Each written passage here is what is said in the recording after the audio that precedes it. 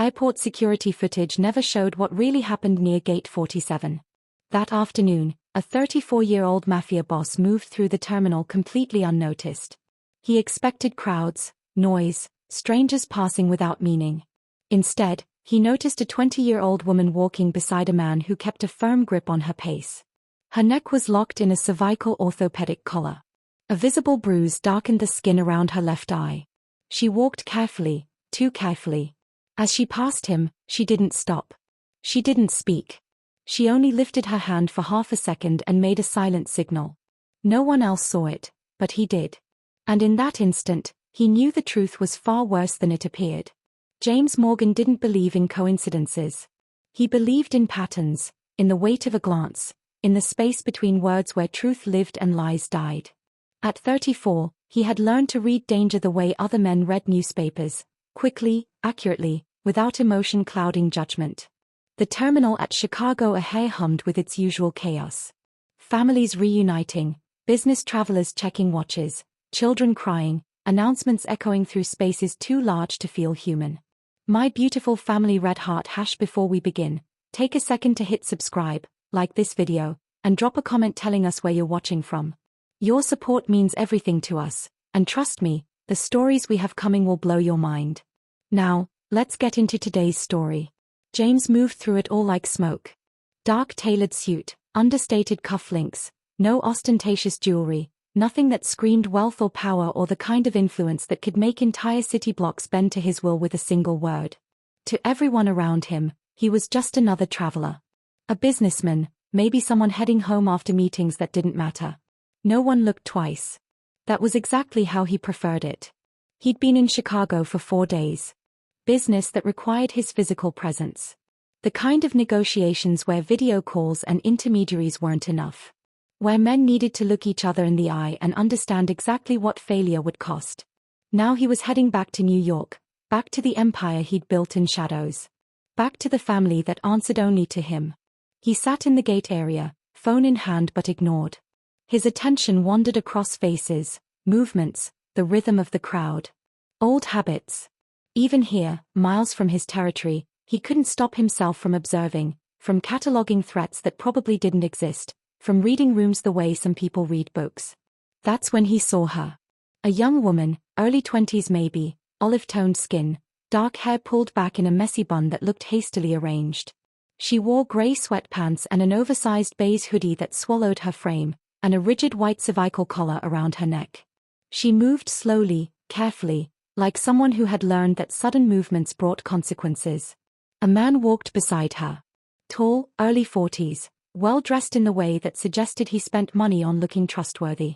Polo shirt, khaki chinos, a leather messenger bag slung over one shoulder. He kept one hand on her elbow, guiding her. Or controlling her. James's eyes narrowed. The man said something. The woman nodded. She didn't smile, didn't speak, just nodded with the mechanical precision of someone performing an expected response. They sat 3 rows away from James. The man pulled out his phone, scrolled through emails with the casual distraction of someone comfortable in their surroundings. The woman sat perfectly still, her hands folded in her lap, her eyes fixed on nothing, her breathing so controlled it barely moved the fabric of her hoodie. James watched the side of her face. A dark bruise spread across her left eye socket and cheekbone, the kind of injury that came from blunt force, not accident. The purple-black edges were still vivid despite a thin layer of concealer that didn't quite match her skin tone. She wore no makeup otherwise. Her nails were short, unpainted. One thumbnail picked at the cuticle of her opposite hand, a nervous habit, unconscious, repetitive. The man glanced at her. She immediately stopped. James felt something cold settle in his chest. Recognition. Not of the woman, not of the man, but of the dynamic between them. He'd seen it before. 7 years ago. Different victim, different context, same ending. The shape of fear disguised as compliance. The performance of normalcy over a foundation of terror. Most people in that terminal saw a father and daughter, maybe an older brother and younger sister, a caretaker helping someone recently injured. That's what it was supposed to look like. That's what made it perfect. Because monsters didn't wear signs. They wore polo shirts and patient smiles and the kind of practiced concern that made strangers look away, satisfied that everything was exactly as it should be. But James Morgan had spent 15 years learning to see past surfaces. He'd spent 7 years carrying the weight of Isabella's death, the woman he'd failed to save because he'd chosen to believe the lie. And what he saw now made his jaw tighten. The boarding announcement crackled through the speakers. Flight 2847 to LaGuardia, now boarding Group 1. The man stood, gestured to the woman. She rose immediately, fluidly, like someone accustomed to following commands without hesitation. They joined the line. James Morgan closed his laptop, picked up his carry-on, and made a decision that would change 2 lives forever. This time, he would not look away. James boarded in Group 2, 3 passengers behind them. He chose a seat across the aisle, 2 rows back. Close enough to observe. Far enough to remain invisible. The man guided Sarah to a window seat, then took the aisle position himself, blocking her exit. Strategic. Deliberate. The kind of positioning that looked like courtesy but functioned as containment. Sarah settled into her seat with that same careful precision, her movements small and controlled. She didn't reach for the seatbelt until the man glanced at her. Then she buckled it immediately, her fingers moving with practiced efficiency. The man pulled out a tablet, began scrolling through what looked like work documents. His posture radiated casual authority, the body language of someone who believed he belonged exactly where he was. James opened his laptop, angled the screen to create the illusion of focus while his peripheral vision tracked every micromovement in the seats ahead. The flight attendants moved through their safety demonstration. Most passengers ignored it, lost in phones or conversations or the anticipation of arrival. Sarah watched every gesture, every instruction, her attention absolute. Like someone memoizing an escape route. The plane taxied. Lifted. The pilot's voice announced cruising altitude, gave the weather in New York, thanked everyone for flying. The seatbelt sign chimed off. The man unbuckled immediately, shifted in his seat, stretched. Then he stood, leaned down to Sarah, said something James couldn't hear. She nodded. He moved toward the restroom at the front of the cabin. The moment he disappeared behind the curtain, Sarah's entire body changed. Her shoulders dropped half an inch. Her breathing deepened. The rigid control that had defined every movement since the terminal dissolved for exactly 5 seconds. Then she turned her head, just slightly, scanning the cabin behind her. Her eyes found James. Not by accident. Not randomly. She'd been aware of him, tracking his presence the same way he'd been tracking hers. Survival instinct recognized survival instinct. For one suspended moment, they looked at each other. James saw exhaustion in her face. Exhaustion and something sharper, something that looked like calculation. She was assessing him, measuring risk, making a decision that could cost her everything. He kept his expression neutral, non-threatening. Gave her nothing but attention. Sarah's right hand lifted from her lap. Slow, deliberate, conscious of every second she had before the man returned. She extended 4 fingers. Palm facing him. Then folded her thumb inward, tucking it beneath the other fingers. The universal signal for help. She held it for less than 2 seconds. Then her hand dropped back to her lap, her face turned forward, and the mask of compliance slid back into place as naturally as breathing. James didn't move. Didn't nod. Didn't acknowledge what he'd seen in any visible way. But his pulse kicked once, hard, against his ribs. 7 years ago, Isabella had sat in his office and told him she'd fallen downstairs. He'd seen the fingerprint bruises on her upper arms, the way she flinched when doors opened suddenly, the careful way she chose her words. And he'd accepted the lie because it was easier. Because getting involved meant complications. Because he'd believed people were responsible for their own choices. 3 weeks later, she was dead. He'd sworn then that he would never ignore the signs again. Never accept the convenient fiction. Never let comfort win over truth. The man returned from the restroom, his polo shirt slightly wrinkled, his expression unchanged. He settled back into his seat, glanced at Sarah with that practiced concern, said something that might have been checking if she needed anything. She shook her head. Small movement. Obedient. He smiled, satisfied, and returned his attention to his tablet. James pulled out his phone, opened an encrypted messaging app, and typed 4 words to his second-in-command. Need full surveillance. Sending details. Then he took a photo of the back of the man's head, zoomed in on Sarah's profile, and began documenting everything he'd observed since Gate 47. The plane continued its flight toward LaGuardia. In seat 14C, a young woman sat perfectly still, her secret delivered. In seat 16F, a man who'd built an empire in shadows began planning an intervention that would dismantle another man's carefully constructed cage. The flight attendant came by with drinks. James ordered coffee. The man ordered water for both himself and Sarah, didn't ask what she wanted. James watched Sarah's fingers tighten briefly on the armrest, then release. 43 minutes until landing. He had work to do. James stared at the phone screen, at the photos he'd taken, at the evidence that would mean nothing to anyone who didn't know how to read it. A man and a young woman on a plane. A cervical collar. An injury that could have come from anywhere. The courts would call it circumstantial. The police would call it insufficient. Most people would call it none of his business. 7 years ago, he would have agreed with them. Isabella Reyes had worked in the accounting department of one of his legitimate businesses. A front company, clean on paper, profitable enough to avoid scrutiny. She'd been good at her job. Quiet, efficient, the kind of employee who didn't require management. He'd noticed the changes gradually. The long sleeves in summer. The careful way she wore her hair down, always covering her neck. The makeup that seemed heavier some weeks than others. The way she started arriving exactly on time instead of early, leaving exactly at 5 instead of staying late to finish projects. The bruises, when he finally saw them, were yellow-green. Healing. Old enough that whoever put them there had time to apologize, to promise it would never happen again, to make her believe the lie. James had called her into his office on a Tuesday afternoon. Asked direct questions. Gave her the opening to tell the truth. She'd smiled.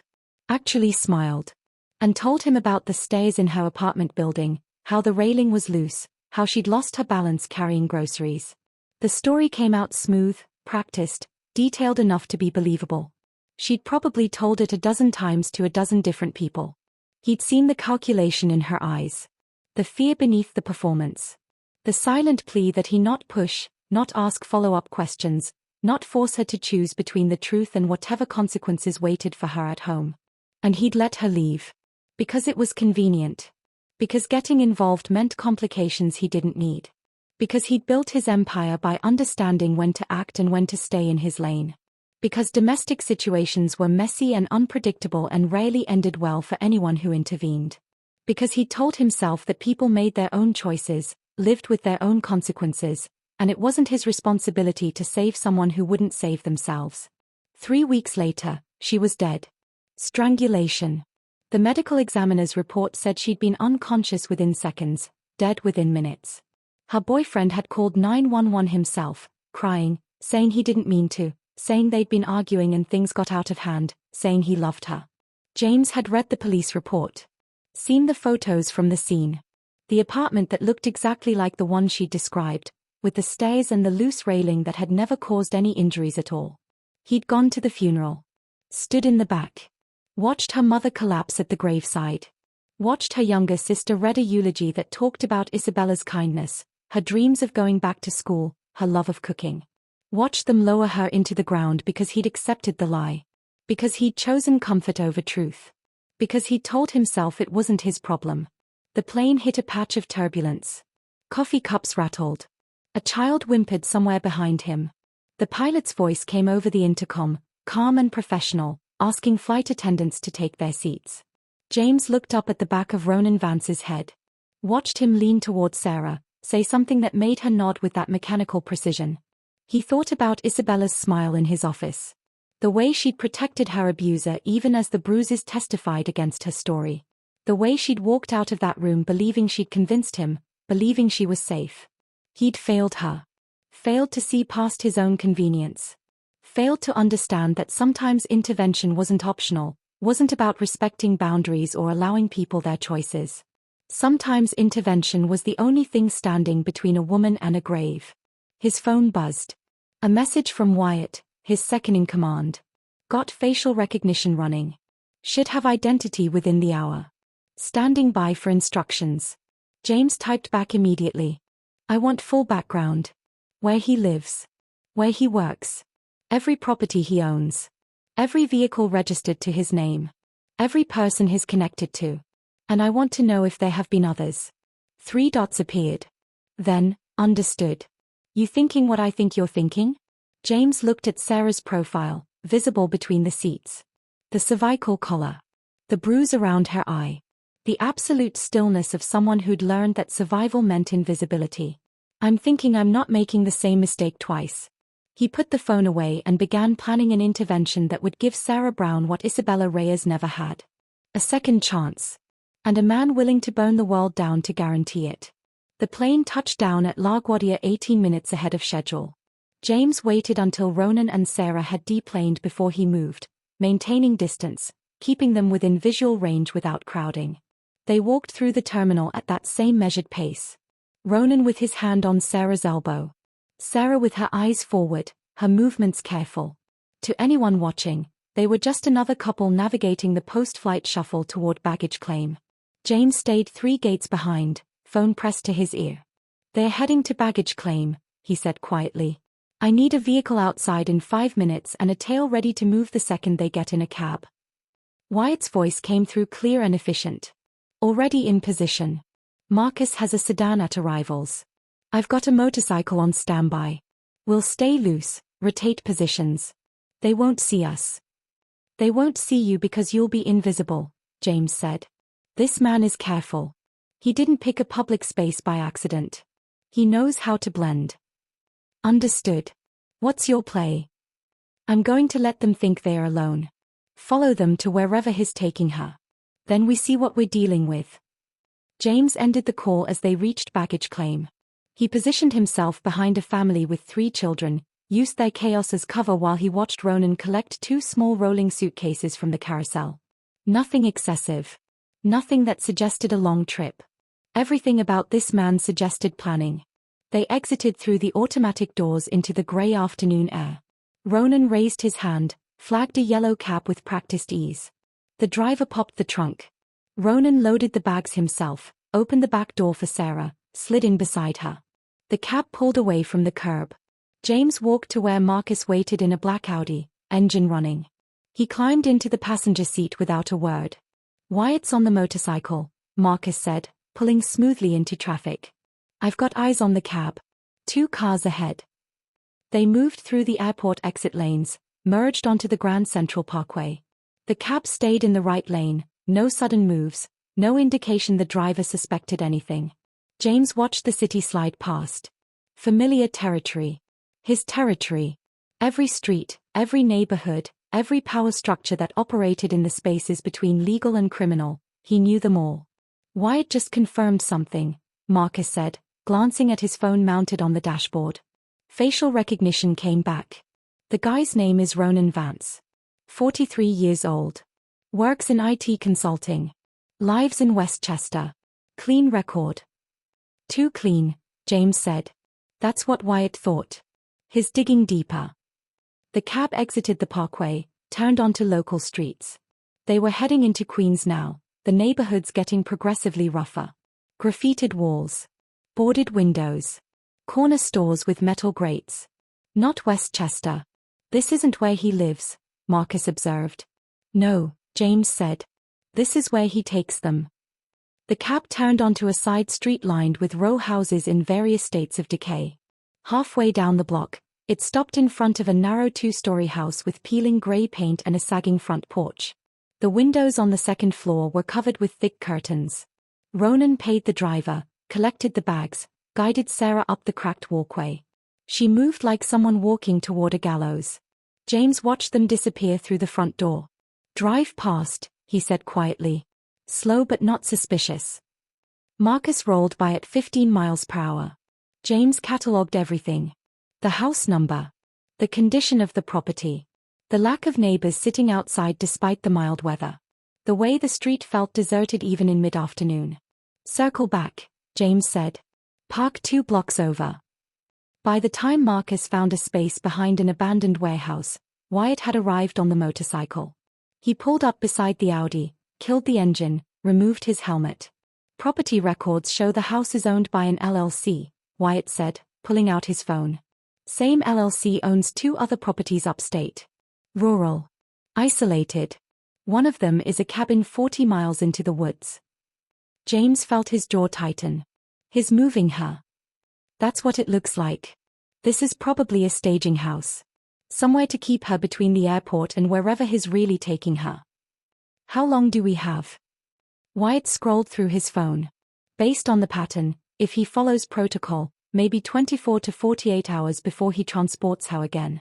Once he gets her to that cabin. He trailed off. The implications were clear. James looked at Marcus, then at Wyatt. I want full surveillance on this house. Every entrance, every window, every person who comes and goes. I want to know when he sleeps, when he eats, when he goes to the bathroom. And I want everything you can find on Ronan Vance. Every digital footprint, every connection, every detail of his life. What are you thinking? Marcus asked. James stared at the house 2 blocks away, at the windows where Sarah Brown was trapped with a man who'd perfected the art of making victims disappear. I'm thinking we have 48 hours to dismantle his entire operation. And I'm thinking we start tonight. They regrouped at a safe house in Brooklyn, a 3rd-floor apartment James kept for operations that required discretion. The kind of place that didn't officially exist, where conversations happened off any grid that mattered. Wyatt spread his laptop across the kitchen table, 3 additional monitors connected via cables that snaked across the worn surface. Marcus stood by the window, watching the street below. James poured coffee he wouldn't drink and waited for the information that would tell him exactly what kind of monster they were dealing with. Ronan Vance, Wyatt began, pulling up a driver's license photo. On paper, he's exactly what he appears to be. IT consultant, 43, divorced 8 years ago, no criminal record, pays his taxes, volunteers at a community center in Westchester. But, James said, because there was always a but. But his digital footprint tells a different story. Wyatt's fingers moved across the keyboard. He's been on the dark web for 6 years. Uses encrypted channels, burner accounts, the whole protocol. He's careful. Very careful. But careful doesn't mean invisible. A chat log appeared on the center monitor. James leaned closer, reading messages that made his stomach turn. He targets foster children, Wyatt continued. Specifically young women aging out of the system. 18 to 22. No family. No support network. No one who'll file a missing person report that carries weight. Sarah Brown, Marcus said from the window. Sarah Brown, Wyatt confirmed, pulling up a file. 20 years old. Aged out of foster care in Connecticut 18 months ago. Bounced between 3 shelters. Lost contact with her caseworker 6 months ago. No parents. No siblings, no extended family on record. James felt rage settle cold and precise in his chest. He hunted her.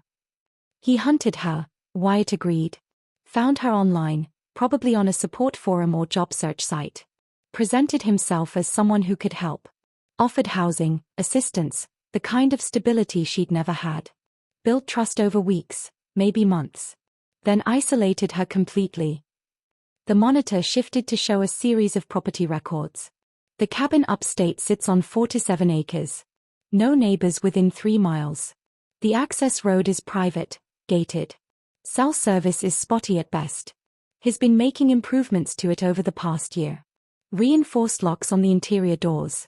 Security cameras. Soundproofing materials delivered in March. James's jaw tightened. He was preparing. Wyatt said. And Sarah isn't the first. The screen changed again.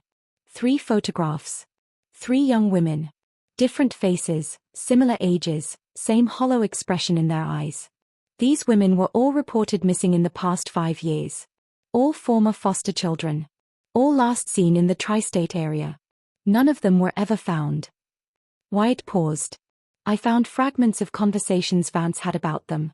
Nothing concrete enough for law enforcement, but enough to establish a pattern. Where are they now? Marcus asked quietly. I don't know.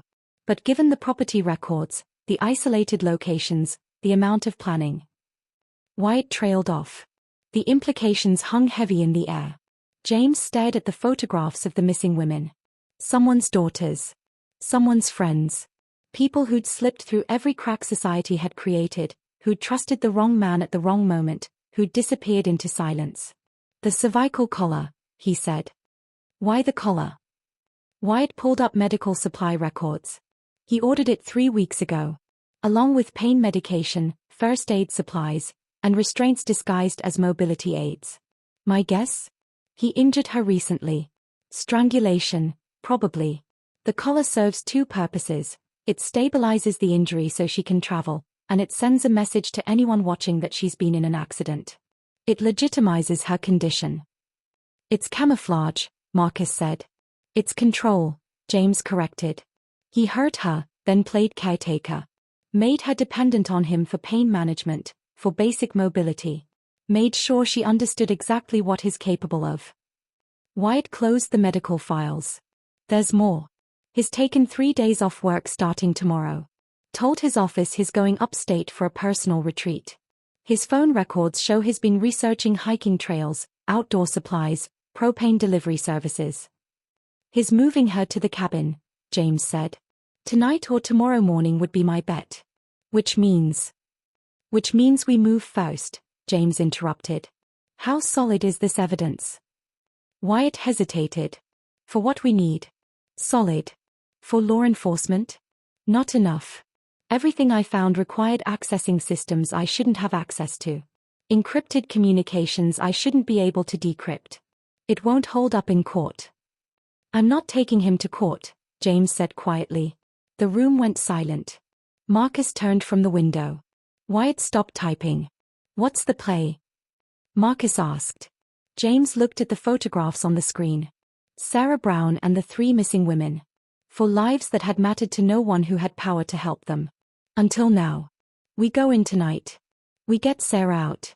And we make sure Ronan Vance never has the opportunity to hunt anyone again. They arrived at the house in Queens at 11:30 that night. No sirens, no announcements, no warning. Just 3 men who knew how to move through darkness like it was a second language. Marcus stayed in the vehicle, engine running, monitoring police scanners and security feeds. James and Wyatt approached from opposite sides of the property, communicating through earpieces with voices barely above whispers. The front door was locked. It took Wyatt 40 seconds to bypass it. They entered in silence, James going left, Wyatt right, clearing rooms with the efficiency of men who'd done this hundreds of times.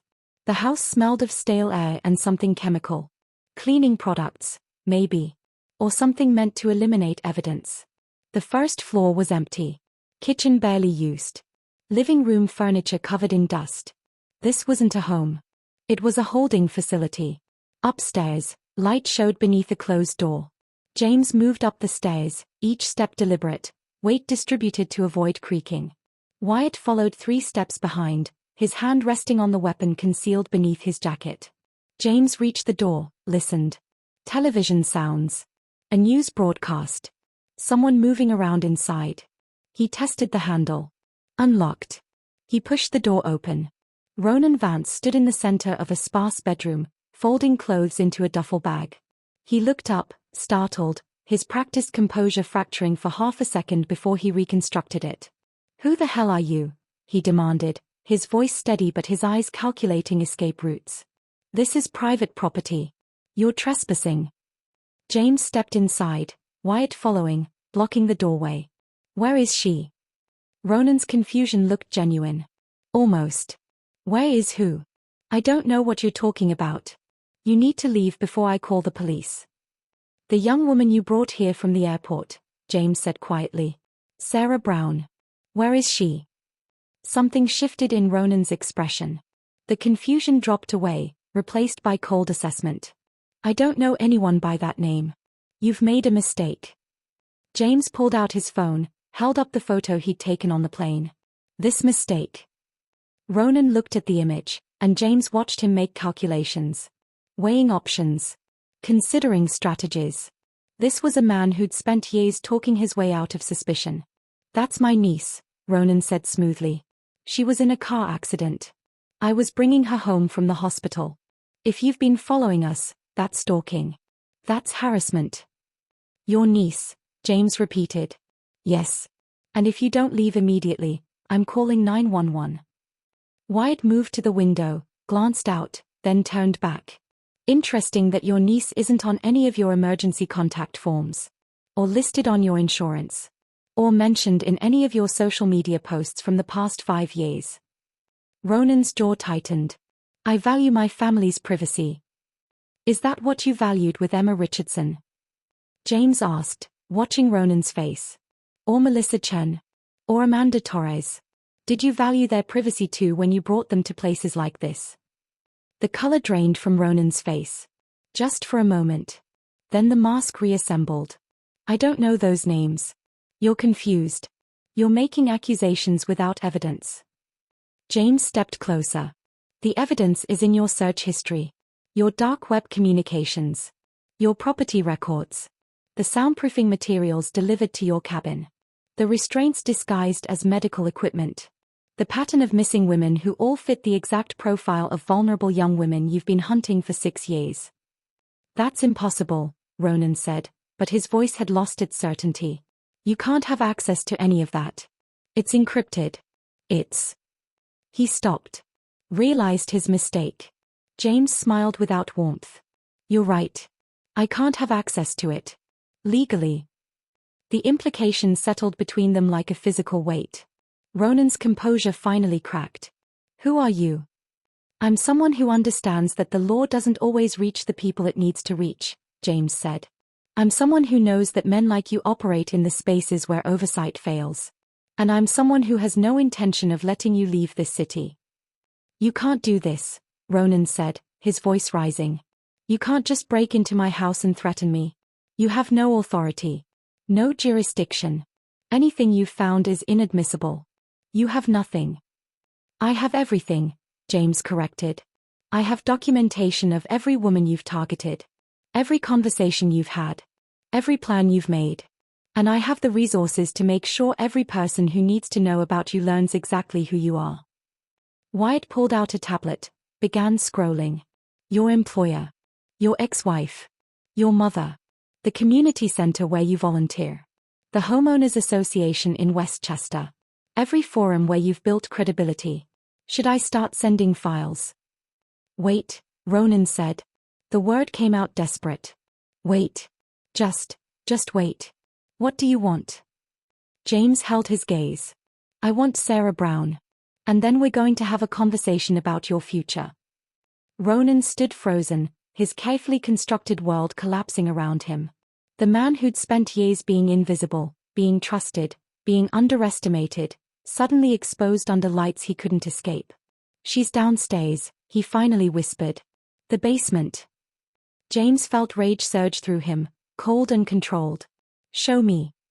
The basement was exactly what James expected.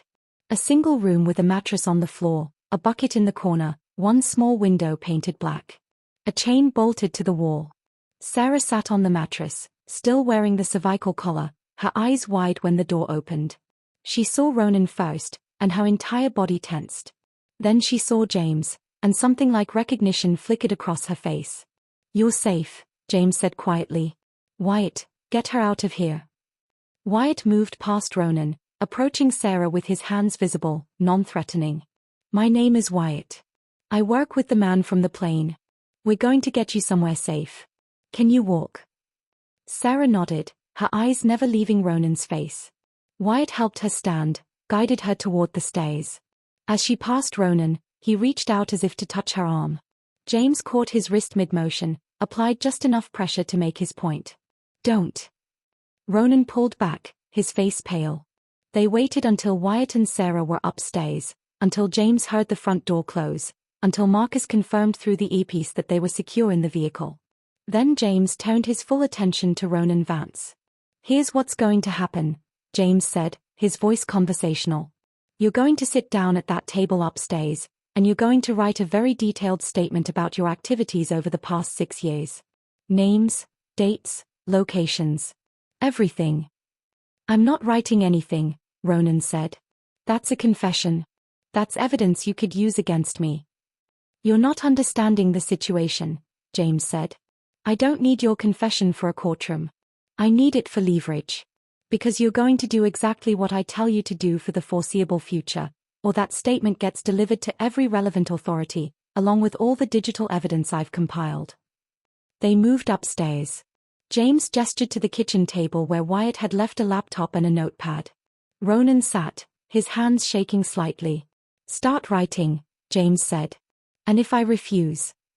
James pulled out his phone, began scrolling. "Then we go to Plan B.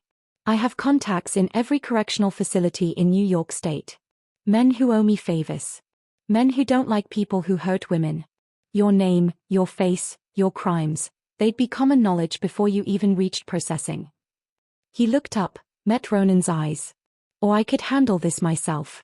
Right now. Make you disappear the same way you made those women disappear. I have the resources. I have the locations. I have people who specialize in making problems permanent." The threat hung in the air, simple and absolute. Ronan picked up the pen. His hand trembled as he began writing. It took 40 minutes for him to document everything. The women he'd targeted. The methods he'd used to find them. The properties where he'd taken them. The timeline of his activities. James read every word, memorizing details, cataloging information that made his rage burn colder with each paragraph. "Sarah's identification," James said when Ronan finished. "Passport, birth certificate, social security card. Whatever you took from her. Where is it?" Ronan walked to a closet in the hallway, reached behind a stack of boxes, pulled out a folder. Inside were Sarah's documents, along with documents belonging to 3 other women. James took the folder, handed it to Wyatt, who'd returned from securing Sarah. "Copy everything. I want records." "Now what?" Ronan asked, his voice hollow. James pulled out a business card, set it on the table. "This is a therapist who specializes in behavioral intervention. You're going to call this number tomorrow morning. You're going to enroll in their program. You're going to attend every session they schedule. And you're going to report your progress to me weekly. You can't force me into therapy." "I'm not forcing you," James said. "I'm offering you an alternative to the other options we discussed. You can choose rehabilitation under my supervision, or you can choose consequences. Your decision." Ronan stared at the card. "How long?" "Until I'm convinced you're no longer a threat. Could be a year. Could be 10. That depends entirely on you." "And if I run?" "I'll find you," James said simply. "I found you once with nothing but a hand signal and a half-second observation. Imagine what I'll find when I'm actually looking." He moved toward the door, then paused. "You're going to sell the cabin. The house upstate. Any property that could be used for isolation. You're going to donate the proceeds to organizations that support foster children. And you're going to do it within 30 days. "That's my retirement investment," Ronan protested weakly.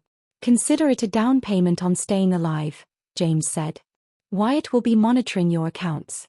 Any deviation from these terms, any attempt to contact Sarah or any other vulnerable woman, any indication that you're not complying, and everything I have goes public.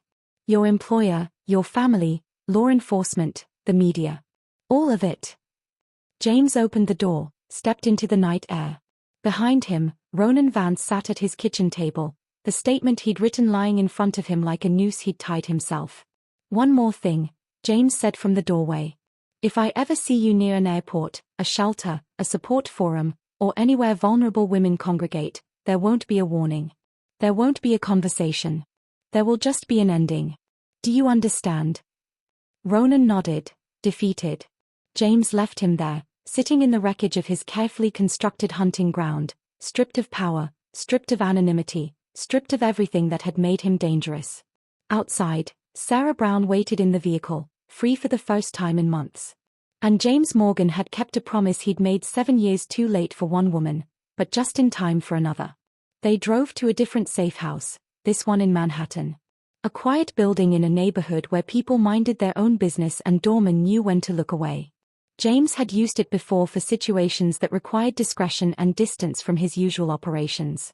Sarah sat in the back seat beside Wyatt, silent, her hands folded in her lap exactly as they'd been on the plane. She hadn't spoken since they'd left the house in Queens. Hadn't asked questions. Hadn't cried. Just sat with that same controlled stillness that James recognized as survival mode. Marcus parked in the underground garage. They took a private elevator to the 8th floor. James unlocked the apartment, stepped inside first, checked rooms out of habit even though he knew the space was secure. "You're safe here," he said, turning to Sarah. "No one knows about this place except the three of us. There are locks on every door, including the bedroom. Food in the kitchen. Clean clothes in the closet. Medical supplies in the bathroom if you need them." Sarah nodded. That same mechanical nod she'd given Ronan. James felt something tighten in his chest. "Sarah, he can't reach you here. You understand that, right? You're free." She nodded again. "Thank you," she said quietly. The words came out flat, automatic. Practiced. Wyatt and Marcus excused themselves, said they'd be nearby if needed. James heard the apartment door close, leaving him alone with a young woman who'd just been pulled from a nightmare but hadn't yet realized she was allowed to wake up. "Are you hungry?" James asked. "Thirsty? Do you need anything?" "No, thank you." Still that mechanical politeness. Still that careful distance. James moved to the kitchen, poured a glass of water anyway, set it on the coffee table. "I'm going to be in the next room. If you need anything, just say my name. I'll hear you." He started toward the bedroom where he'd set up a temporary workspace, giving her space, giving her time to process. He'd made it 3 steps when he heard it. A small sound. Somewhere between a gasp and a sob, choked off immediately like she'd caught herself making a mistake. James turned. Sarah stood in the middle of the living room, her body rigid, her hands clenched into fists at her sides. She was shaking. Small tremors that started in her shoulders and radiated outward. "I'm sorry," she whispered. "I'm sorry, her voice cracked. "I need to sit down." "Of course," James said. "The couch." But she didn't make it to the couch. Her knees buckled halfway there. She caught herself on the arm of the furniture, then slowly sank to the floor, her back against the base of the stairs that led to the loft bedroom. And then the dam broke. She pulled her knees to her chest, wrapped her arms around them, and began to cry. Not quiet tears. Not restrained grief. This was something deeper, something that had been compressed under months of terror and control, now erupting with the force of everything she'd been unable to express while survival required silence. Her whole body shook with it. Sobs that came from somewhere deep and wounded, the kind of crying that hurt to witness because it was so completely raw. James stood frozen for a moment, uncertain. He'd confronted armed men without hesitation. He'd negotiated deals worth millions. He'd built an empire through calculated risk and unwavering confidence. But this, watching someone fall apart after holding themselves together for so long, this required something different.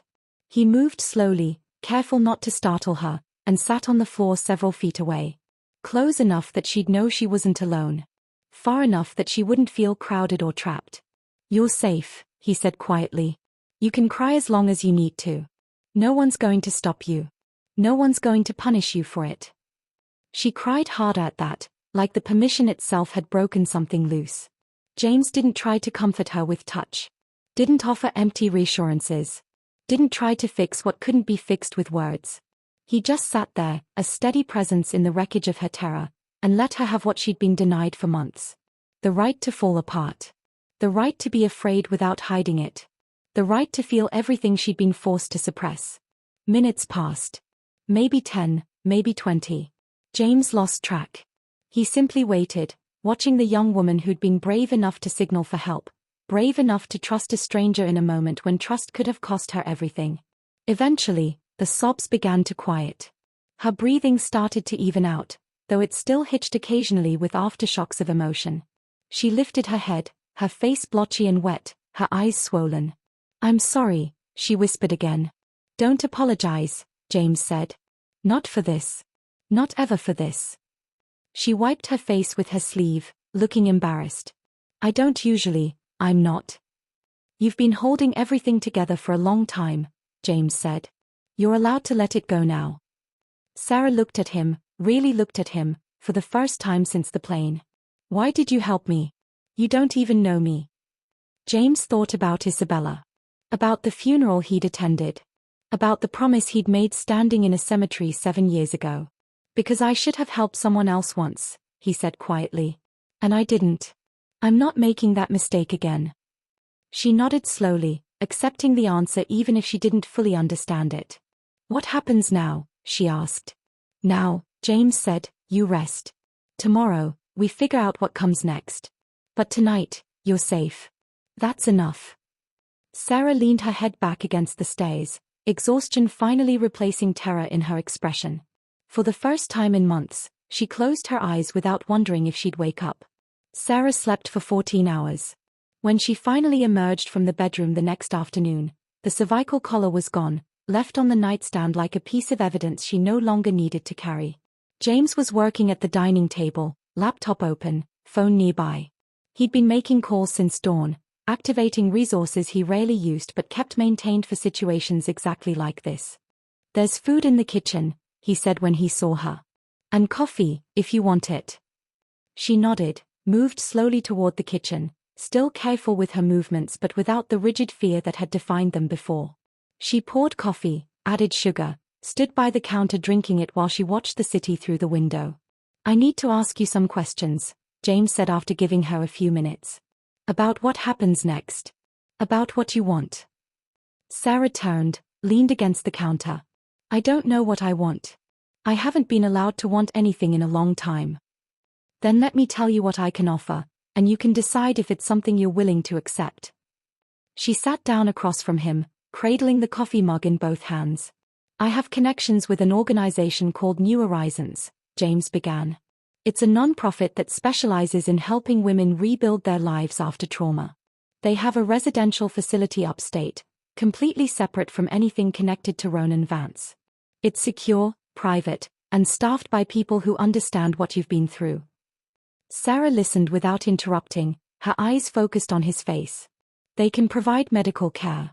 A real doctor, not someone who'll ask questions you're not ready to answer. Physical therapy for your neck. Counseling, if you want it. They can help you get legal documentation sorted out, your identification, your social security card, everything you need to exist officially again. How long would I be there? She asked. As long as you need. Could be weeks, could be months. There's no timeline. No pressure. You leave when you're ready to leave, not before. And after that? After that, they help with job placement, housing, continuing education if you want it. They have partnerships with employers who don't ask complicated questions about gaps in employment history. They help you build a life that's actually yours. Sarah set down the coffee mug, her fingers tracing the rim. This sounds expensive. It's covered, James said simply. By who? By me. Consider it an investment in making sure Ronan Vance's damage stops with you.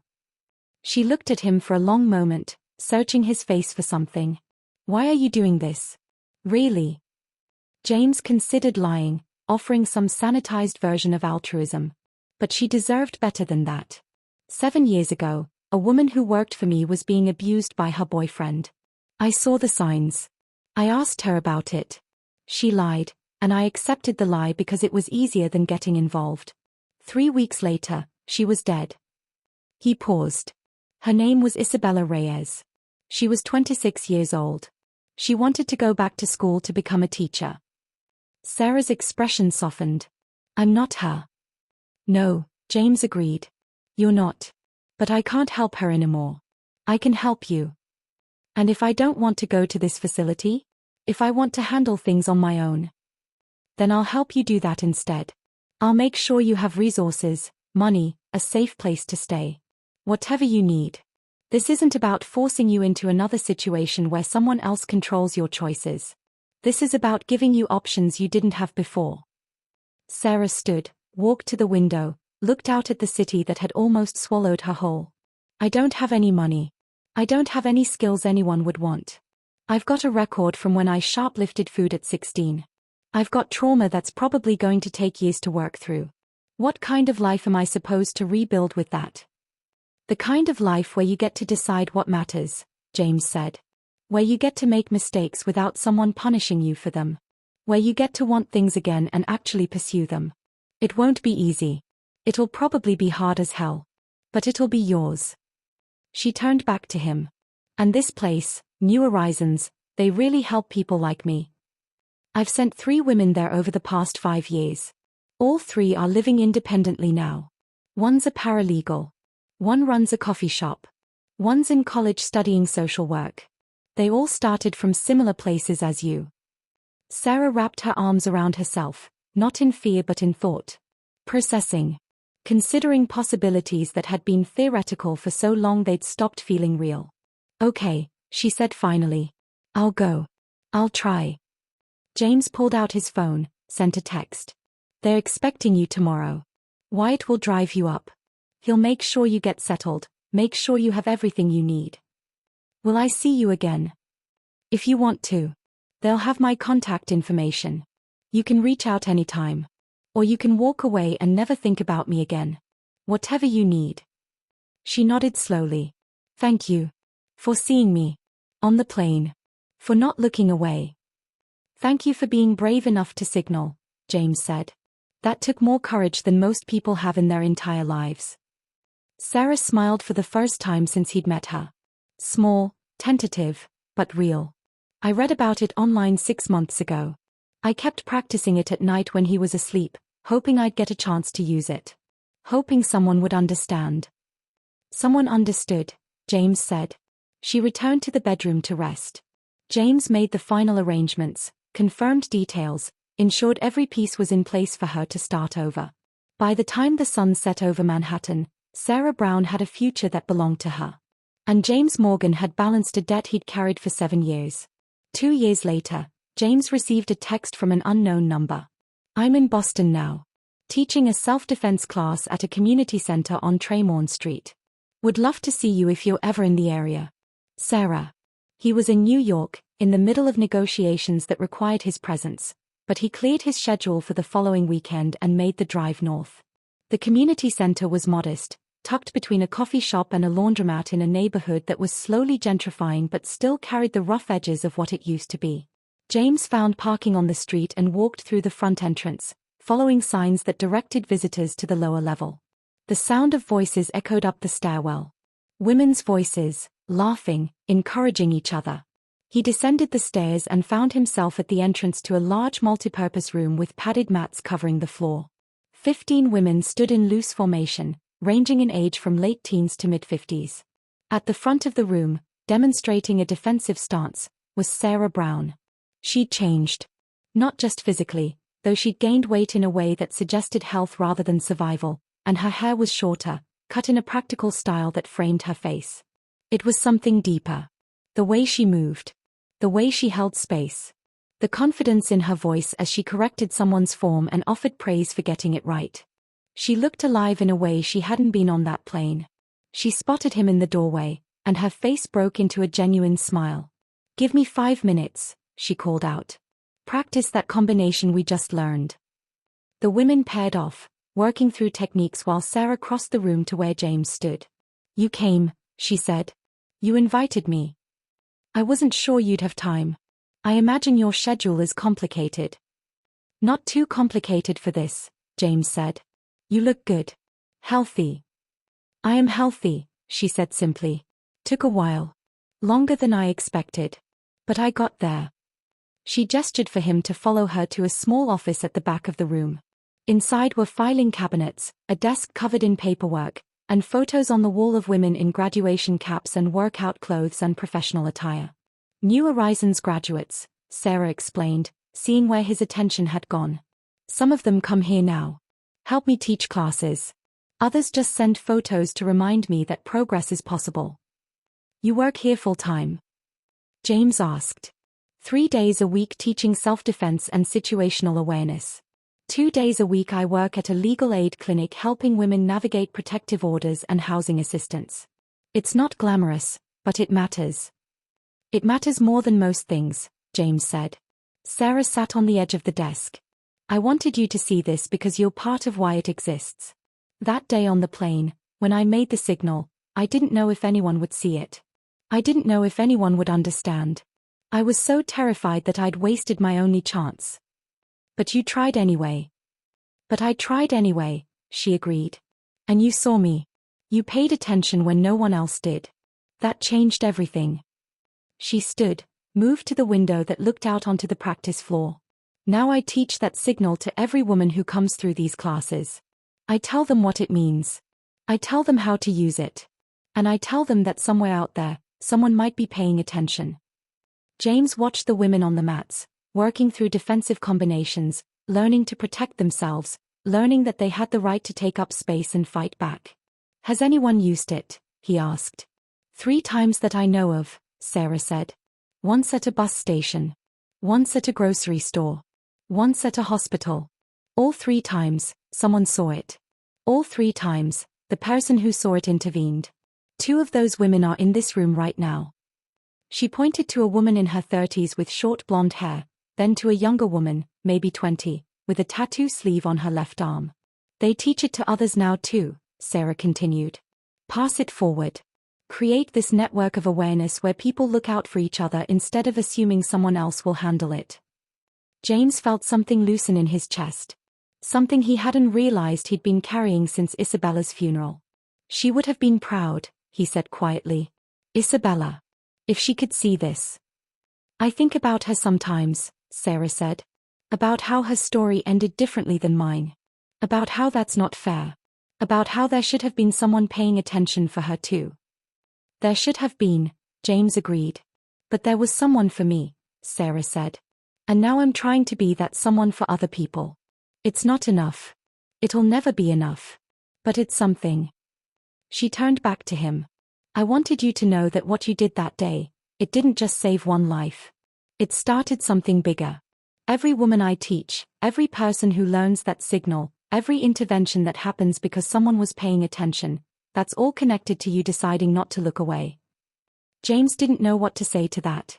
He'd spent his adult life building an empire in shadows, making decisions that affected thousands of people in ways they'd never know. But this felt different. This felt like something that would outlast him. Thank you for inviting me, he said finally. Thank you for seeing me, Sarah replied. They stood there for a moment, 2 people whose lives had intersected in a moment of crisis and diverged into different forms of survival. One building protection through power. The other building it through community. Both valid. Both necessary. Sarah glanced at the clock on the wall. I should get back to the class. But before you go, would you stay? Just for a few minutes? I want them to meet you. I don't think. Please, she said. Let them see that paying attention matters. That one person noticing can change everything. James followed her back to the practice floor. Sarah gathered the women in a circle, introduced him simply as someone who'd helped her when she needed it most. Then she taught them the signal. 4 fingers extended, thumb tucked beneath. And James watched 15 women practice asking for help in a language he'd learned to understand 2 years ago near Gate 47. The legacy of attention. The power of one person deciding not to look away. Thank you so much for watching. Your support truly means everything to me. If you enjoyed this story, please take a moment to like and subscribe. It only takes a second but helps immensely in bringing you more content like this. I've got another compelling video ready for you. Just click on it now to continue.